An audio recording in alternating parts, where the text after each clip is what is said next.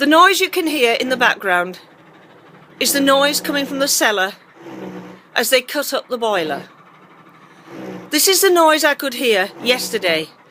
The strange pressure that I could feel, but I couldn't locate where it was coming from. They were cutting up parts of the boiler, which is directly below my flat. My flat alone spans the boiler in this block. I know because I have suffered that boiler for 3 years as it malfunctioned. I could get no one to listen for one of those years. And for the last 2 years, it took the whole of that time to effect an enforcement to get me taken off that central heating system, which gave a temperature of 30 by day and 30 by night on average. They are now dismantling the central heating part of that boiler. No one else can hear this noise except me. Kev Buckland is a noise officer who came out yesterday.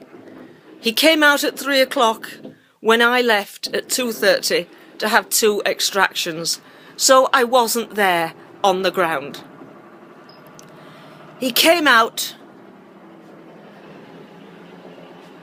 and spent an hour with Stoneforce. An entire hour was spent with Stoneforce.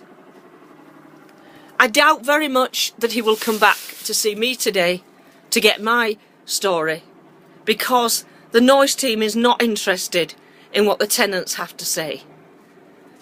It is completely impossible noise.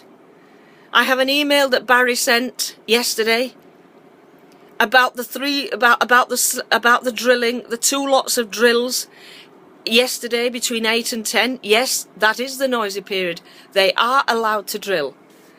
But even in the noisy period, it can become completely impossible.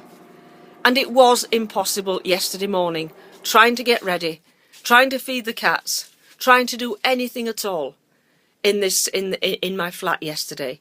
And above it all, above the slab drills yesterday morning, which I recorded, there was this new noise. And it's the noise of saws cutting up the boiler, which is situated just below where I stand in my flat. There is nowhere in my flat I can get away from that boiler. It's everywhere, in every single room. That's the noise I described yesterday as some kind of pile driver sound. No, it's the noise of the boiler being cut up and dismantled and carried out. No tenant here is going to experience this except me. And my flat is the only one that is affected by this.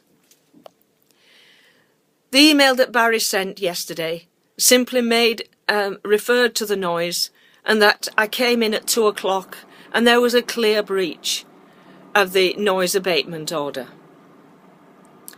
The email that Kev Buckland sent after his visit here, after spending an hour with Stoneforce, completely vindicated the builders, as it always has done and it always will.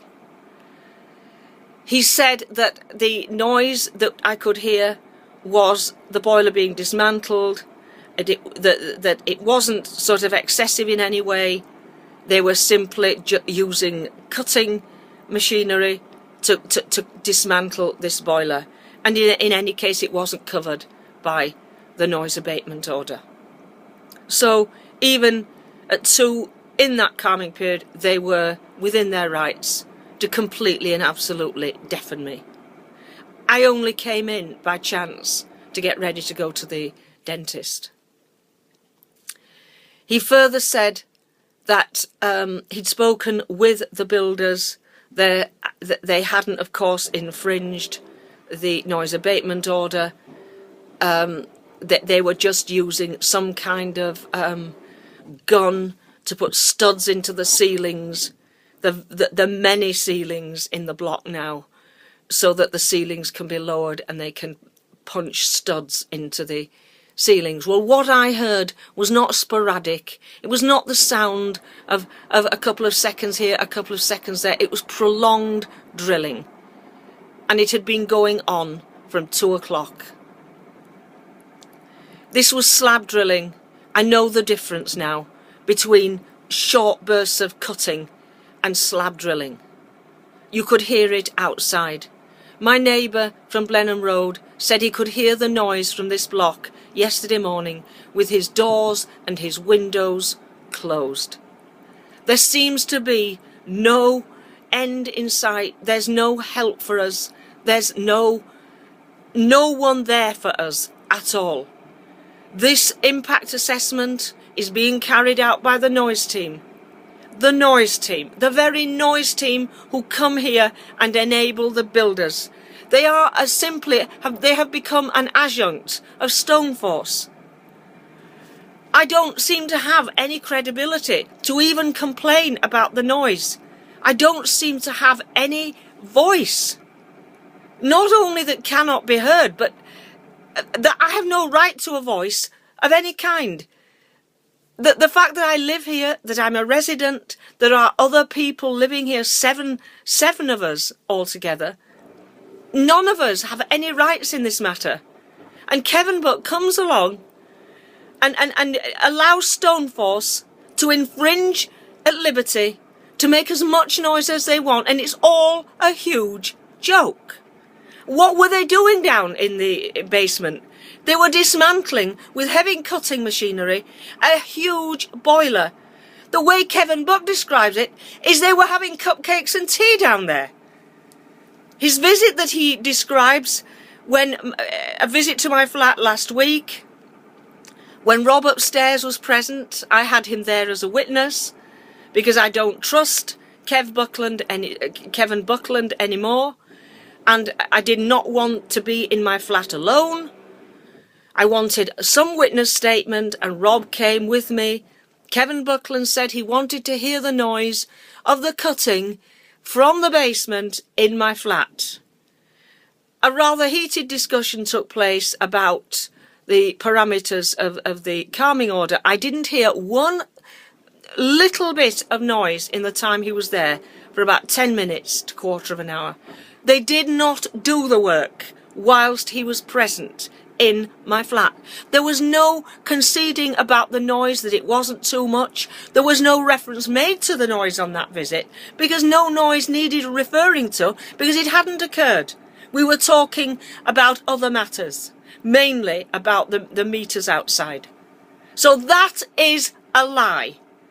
I'm supposed to be the liar here, but that is Kevin Buckland caught out in an absolute lie.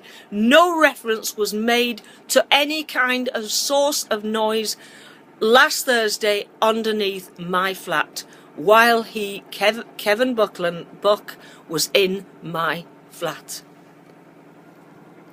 What is there to say in this matter? The impact, I've just realised this morning, the impact assessment is simply going to be another lot of whitewash. They're simply all here, Stoneforce, 4 vans from PhD, and the noise team now, on their visits, and they're just simply having a tea party. They're not destroying our lives. They're not dismantling huge boilers with cutting gear below me. They're not doing anything wrong. They're just men. And me principally, are spoiling their wages. What kind of a situation is this? We live here. We have some kind of tenants' rights here, surely. Surely that is conferred. I feel like someone in Alabama in 1960, what it must have been like for black people then, completely disenfranchised, completely not recognised, completely not heard, not listened to, simply by the colour of because of the colour of their skin. This is the new apartheid, where if you suffer from depression, you've lost all credibility. You're not listened to. It doesn't matter that you've never been psychotic. You've only tried to end your life twice. You're only a danger to yourself. Depression is something that Stephen Fry suffers from. The celebrities are allowed to suffer from depression, but the ordinary person isn't, especially on the Abbey Road when that person is complaining about noise. Most of the great writers suffered from exactly the kind of depression that I suffer from. Because of that, I'm not listened to. I've no credibility. I'm almost painted as a liar, because there is not a single instance of the breaching of that noise order by Stoneforce that has been acknowledged, that has been accepted. Not one. Not one complaint by me or by Barry on my behalf has been acknowledged by the noise team. Why? If I was a homeowner, didn't suffer from depression, wasn't a woman spoiling the wages of a gang of brutes and animals, I might just be listened to. But I have absolutely no chance. One woman against a team of 20 men who are simply doing the work to make Bruce Ritchie his millions. I live here. I've lost my life here. That no one is listening. No one is listening.